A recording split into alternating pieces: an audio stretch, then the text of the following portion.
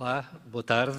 Cumprimento também os meus colegas aqui de mesa, o Sr. Presidente da Câmara, o Ricardo Rio, o nosso amigo reitor António Cunha, Jorge Moreira da Silva, Presidente da Plataforma, e o Francisco Ruiz Antão.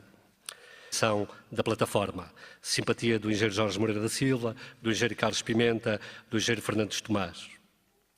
A DST foi sponsor durante os últimos 2 anos das conferências que o grupo da Plataforma para a Sustentabilidade promoveu em Lisboa. Numa conversa com o engenheiro Carlos Pimenta e com o engenheiro Manuel Fernandes Tomás, pedi para que fosse organizada uma conferência em Braga. Em Braga porque Braga tem um plano estratégico para a economia, tem um grupo alargado de embaixadores em torno da Agência para o Investimento, da Invest Braga, que assumiu a responsabilidade de promover 3 a 4 conferências anuais sobre temas que nos provoquem inquietação.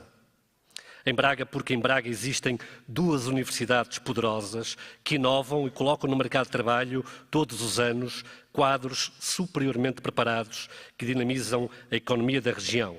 Em Braga, porque eu amo Braga. Em Braga, porque sim.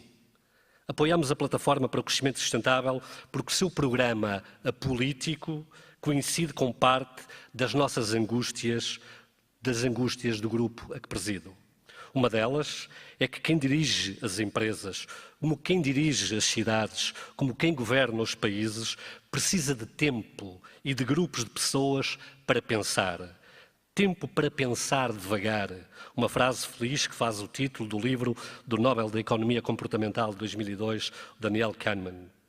Tempo para imaginar, tempo para estudar, tempo para refletir e tempo para experimentar e tempo para recomendar. Portugal tem cada vez menos, nos seus departamentos de perspectiva e planeamento, quadros que tenham como função estar à janela, como disse o professor José Félix Ribeiro no encontro de quadros do Grupo DST. O mundo está muito apressado e a agenda política, a agenda do pensamento, condicionada pela blogosfera, pelos canais de notícias e pelas agendas eleitorais, está a ficar sem altos quadros nas áreas da filosofia, da antropologia, da sociologia, da geografia, da economia, sem pensadores e sem tempo para ter pessoas pagas para estar à janela, a ver a geometria variável do mundo e a pensar devagar. Nos departamentos de perspectiva, de planeamento estratégico e de pensamento estratégico, deve-se imaginar Portugal no futuro. Analisar tendências e recomendar direções incontornáveis. Olhar para os movimentos da economia do ambiente, da sustentabilidade, da economia comportamental, das finanças comportamentais e da economia da partilha e ajustar os seus modelos de desenvolvimento a estas tendências. É muito importante que sintamos em que sentido está a girar o mundo. Existe uma recorrente confusão na priorização entre as competências e o produto. E é por isso, ou pelo menos também por isso, que muitas empresas perdem a agenda da competitividade, ficando obsoletas. Por vezes, as empresas têm competências fantásticas para fabricar, ao seu olhar, produtos ou serviços extraordinários, mas que apenas ninguém quer comprar. Na realidade, temos de adequar as competências ao produto que vai ser consumido, aos desejos do consumidor e só assim criaremos emprego. Este é um tema que é estudado pela Plataforma. Na Plataforma para o Crescimento Sustentável reúne-se um conjunto de estudiosos e de peritos que, com perícia, escolhem outros estudiosos e outros peritos para estudar e produzir documentação para debate de temas repartidos pelos 6 grupos de trabalho. Todos eles de importância central. O conhecimento e bem-estar, que digo eu, que podia chamar-se de conhecimento e felicidade, que terá como missão matar o medo e a tristeza na economia. A sustentabilidade como condição de um sistema que permite manter-se num determinado nível por um período determinado de tempo. Esta condição implica o não comprometimento dos recursos necessários para a subsistência e a continuidade do sistema. A competitividade, os desafios globais, a cidadania, a democracia e a liberdade. Portugal não tem muitos grupos de pensadores a melhorar as perguntas que têm de ser feitas e isso é trágico para a soberania de um país. Uma pergunta como a que foi feita Porque falham as nações, dos autores Darren Acemoglu e James Robinson, pode ser feita muitas vezes nas empresas, nas cidades como nos países. Termos uma resposta heurística para resolver esta pergunta é o desafio com que todos temos de nos debater e de vencer.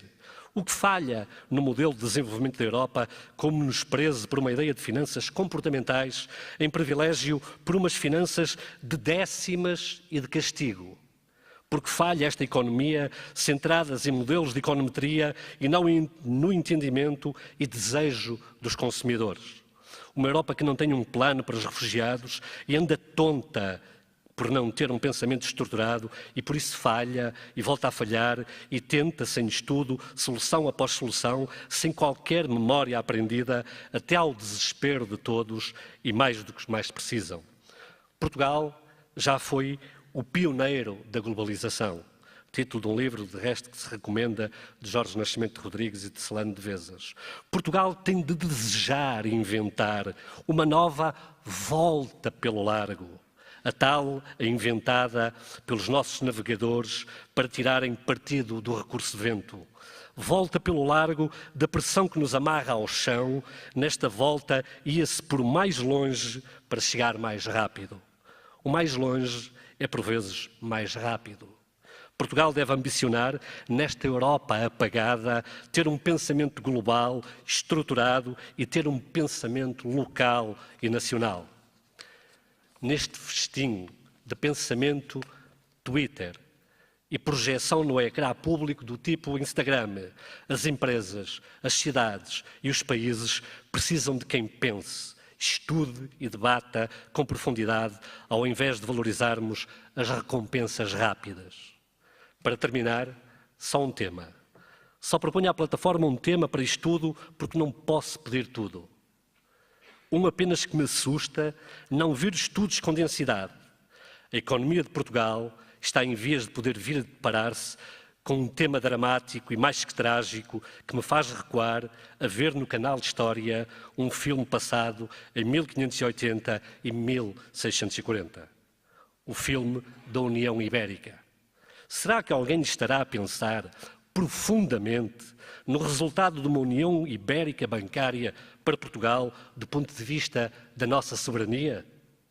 Precisamos de revisitar a história, de quem conheça os clássicos, aprecie as artes, a cultura, a independência e a liberdade, que leia os nossos poetas e que tenha uma visão holística e multissensorial para melhor entender os governados.